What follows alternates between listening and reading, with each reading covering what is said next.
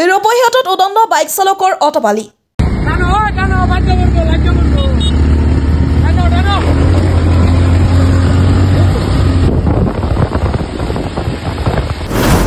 ৰাজ্যিক ঘাইপথত বাইকৰ ওপৰত থিয় হৈ বাইক চলাই সৃষ্টি কৰিলে সন্ত্ৰাসৰ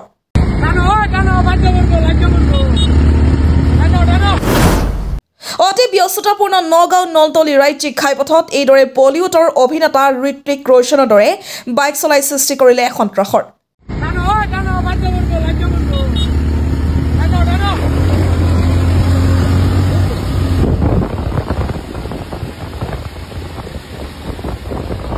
যিকোনো মুহূৰ্তত দুৰ্ঘটনাত পতিত হৈ নিজৰ লগতে আনৰ জীৱনলৈ ভাবুকি কঢ়িয়াই আনিব পৰা এগৰাকী যুৱকৰ বিৰুদ্ধে ৰূপহীত আৰক্ষীয়ে কি ব্যৱস্থা গ্ৰহণ কৰে সেয়া হ'ব লক্ষণীয় হয় মই নগৰৰ পৰা আহোঁতে দেখা পাইছোঁ আপোনাৰ এজন ল'ৰাই বাইকৰ ওপৰত খাৰা হৈ কিন্তু যোনটো ড্ৰাইভ কৰি আছে কিন্তু ইমান ব্যস্ততাময় ৰাস্তাৰ মাজতো আপোনাৰ লাওখাৰ পৰা যোনটো নলতলী যোৱা ৰাজ্যিক ঘাইপথেৰে যেনেকৈ আপোনাৰ এই বাইকত আপোনাৰ খাৰা হৈ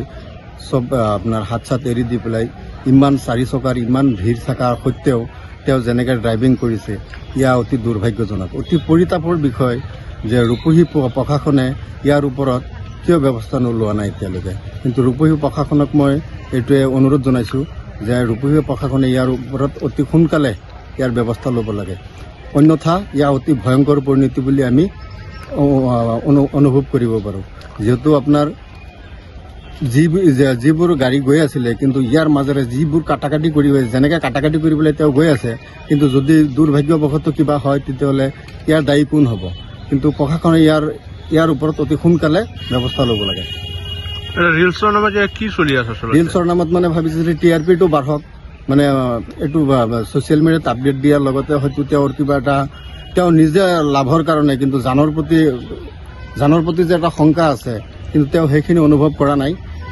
কিন্তু ভাবিছে যে মই এইটো ছ'চিয়েল মিডিয়াত দি পেলাই যদি মই ভিউৱাৰ্ছটো যদি মই বঢ়াব পাৰোঁ কিন্তু এনেকুৱা ভিউৱাৰ্ছ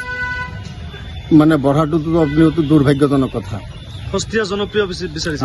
জনপ্ৰিয়তা বিচাৰিবৰ কাৰণে তেওঁ মানে আপোনাৰ এনেকুৱা বাইকত যে ঘূৰি আছে উদ্ভণ্ডলি আৰম্ভ কৰিছে কিন্তু ইয়াৰ যুৱ প্ৰজন্মৰ বাবে অতি ভয়ংকৰ পৰিণতি বুলি আমি অনুভৱ কৰোঁ চুৰিয়াৰ পৰা নাছিমুদ্দিনৰ ৰিপৰ্ট এনি লাইফ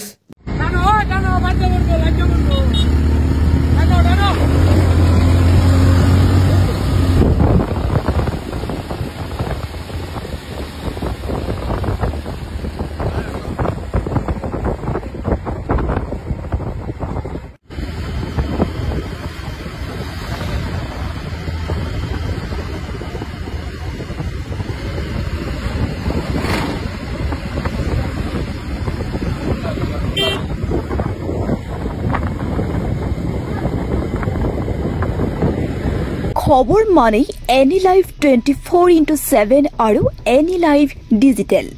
যিকোনো খবৰৰ বাবে যোগাযোগ কৰক 9387734920